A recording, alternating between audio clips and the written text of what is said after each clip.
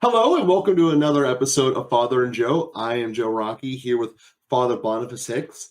And Father, when we're recording this, one of the recent Sunday masses I was at had the reading that said, "The world did not know Jesus," paraphrasing the part there. And I had been thinking a lot about that.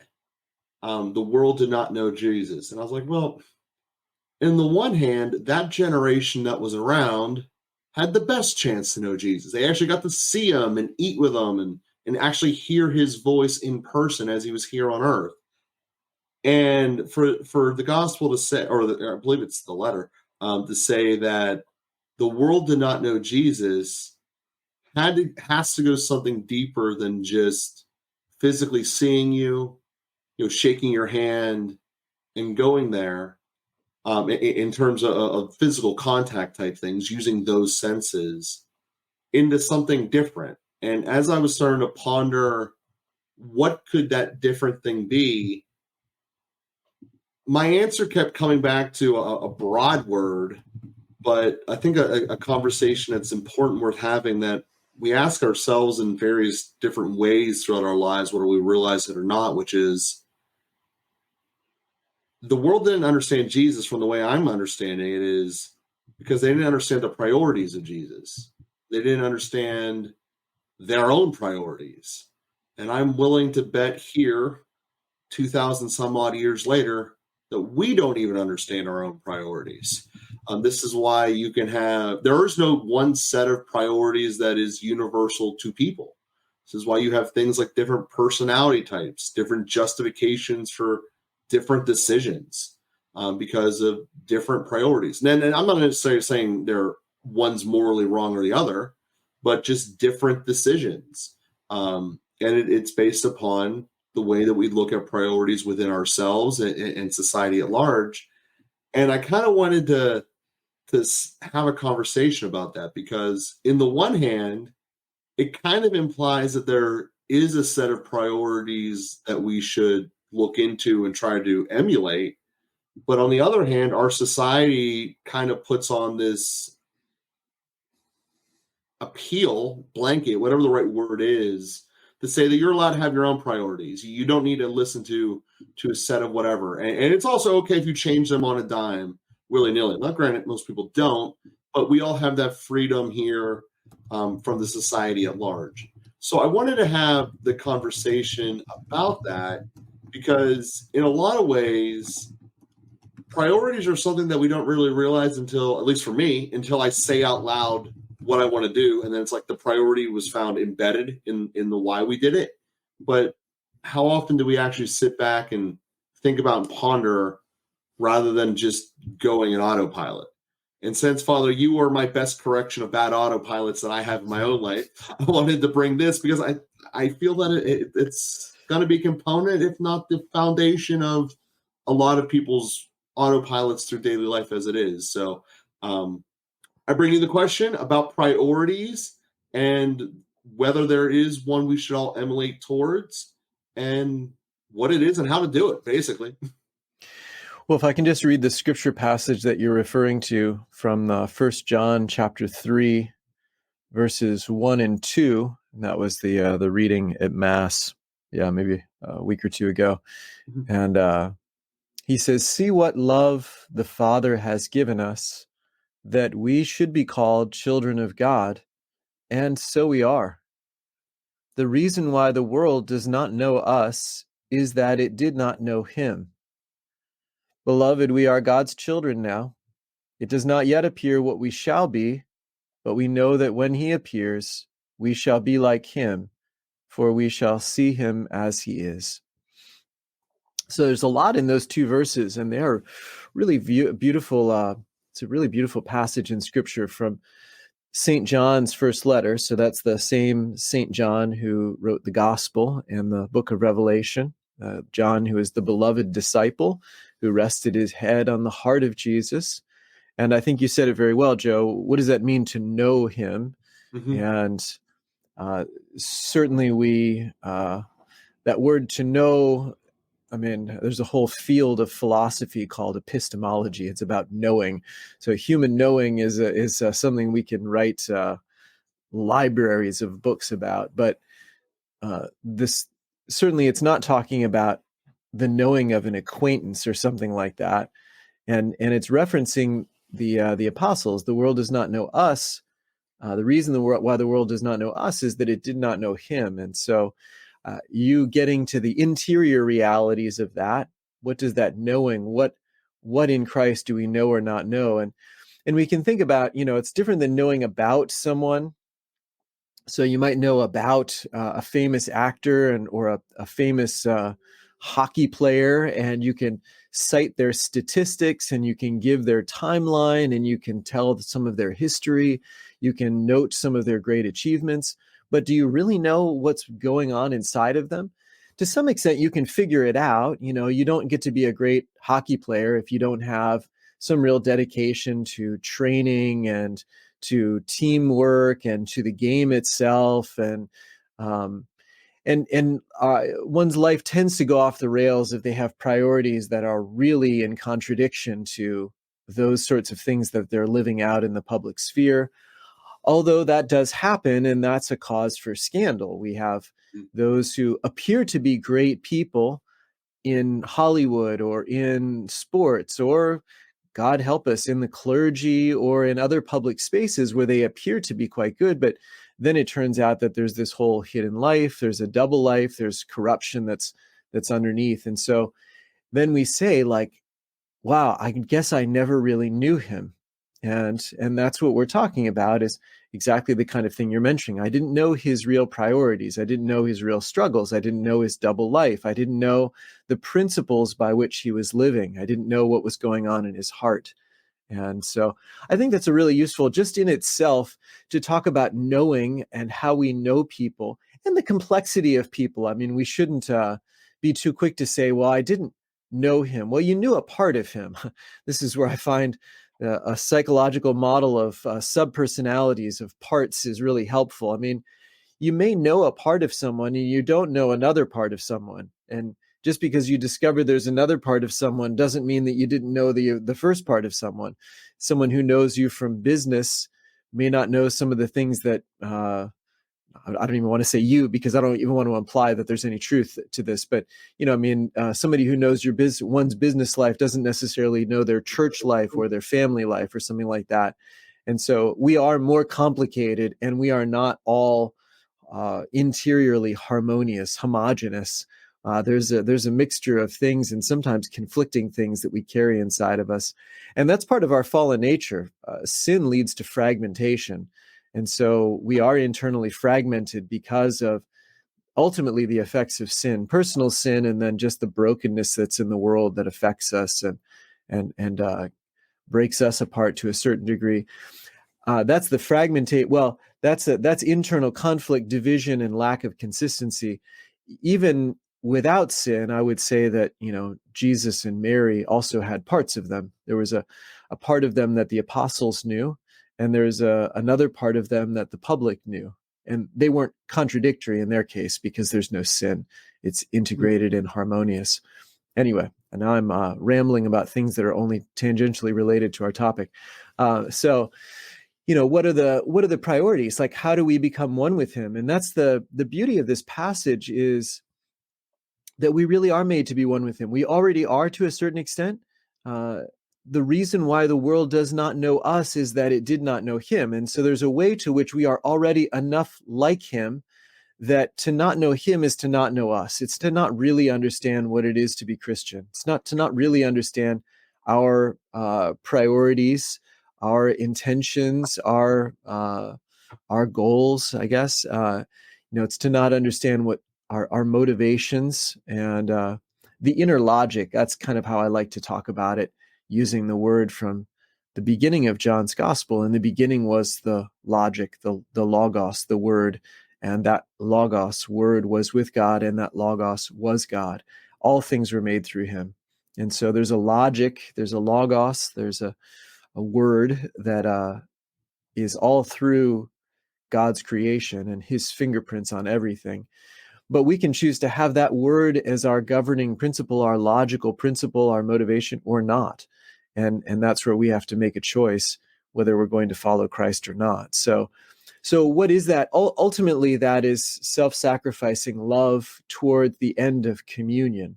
So we are building relationships of communion from self-sacrificing love, and the willingness to stay with someone, to sacrifice for someone, to be present to someone, to receive someone, to give ourselves to someone. All of those dimensions of communion and relationships and love that we've talked about for a long time, that we put that as the highest priority. Everything else is a means to an end. So it's nice to have money, but only insofar as money is really facilitating relationships of communion and love. It's nice to have success, only insofar as success is facilitating relationships of communion and love. It's nice to have pleasure or honor, but only insofar as they are facilitating relationships of communion and love. All of those things have to be subverted to the principal goal. And so that's really the Christian principle. It's not a principle of domination. It's not a principle of power. It's not a principle of accumulation. It's a principle of self-sacrificing love towards the end of communion of persons. Yeah, it's